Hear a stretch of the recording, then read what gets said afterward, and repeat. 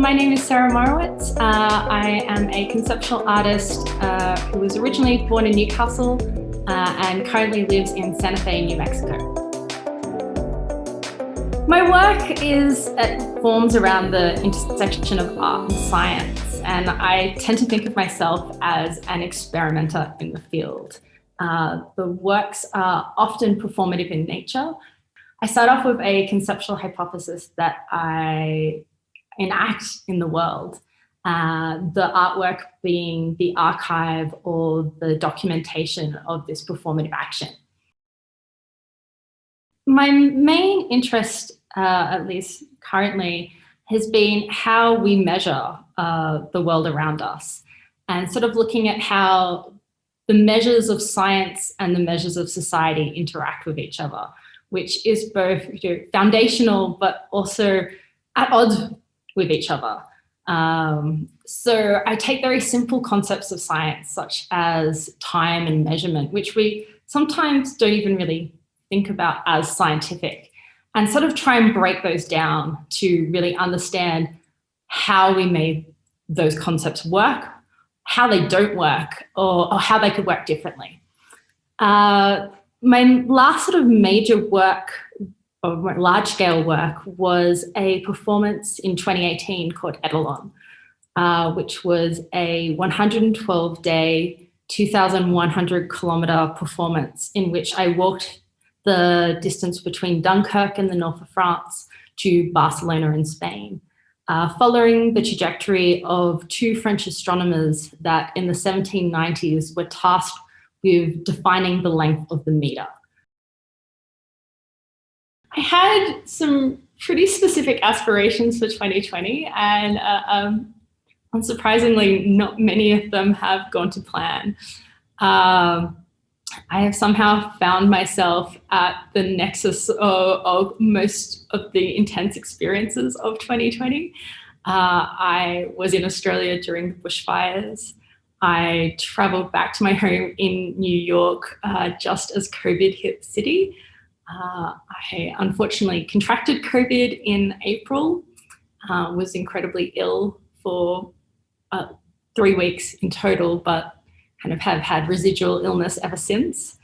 The Black Lives Matter movement was literally in my neighbourhood, and felt this incredible necessity of and urgency of that to sort of participate and be involved, even in the face of this extraordinary pandemic that had seen over 10,000 cases a day in the state and 1,000 deaths within those kind of weeks before. And then I moved across country to Santa Fe, so I undertook a 7-day road trip to avoid flying and interacting with as few people as possible, and have now lived in a new city basically without meeting anybody.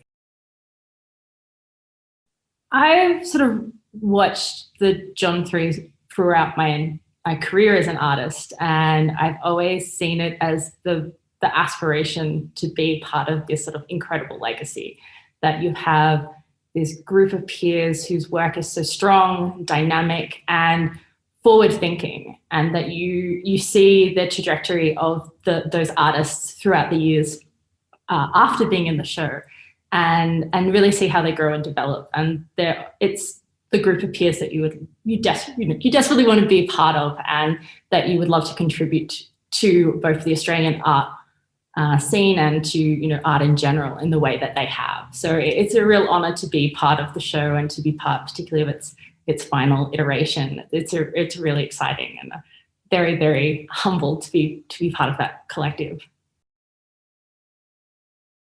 Of all the works in all the world, it would have to be 3 Standard Stoppages by Marcel Duchamp. It's kind of an obvious choice, but also a really, really personal one, in that it sort of covers the arc of conceptual art practice, but also quite specifically talks about sort of the embedded nature of science and measurement from an artist's perspective. Ooh, that's a really tricky question.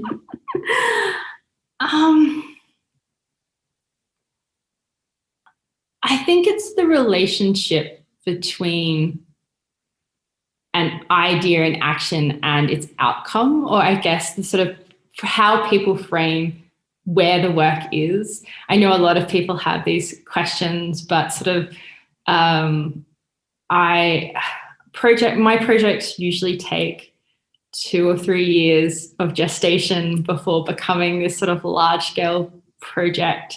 And then they require a little bit of time afterwards to work out what their next phase will be. And I think kind of maybe understanding that process, or that stretching, and how much investment there is in each of those stages and how much work is required to make it to the next point.